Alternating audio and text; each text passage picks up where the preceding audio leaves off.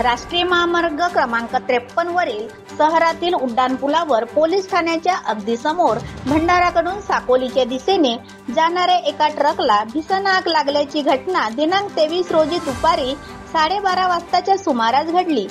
राष्ट्रीय महामार्गावर प्रवास करणाऱ्या या ट्रकमधील धानाचा कोंडा जळून खाक झाला असून ट्रकचे समोरील कॅबिन पूर्णपणे जळाले.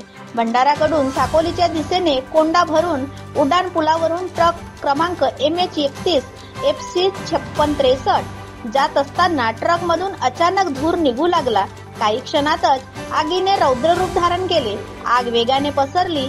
घटनास्थळी स्थानिक नागरिकांनी धाव घेतली, मात्र आगीच्या तीव्रतेमुळे कोणीही जवळ जाऊ शकले नाही.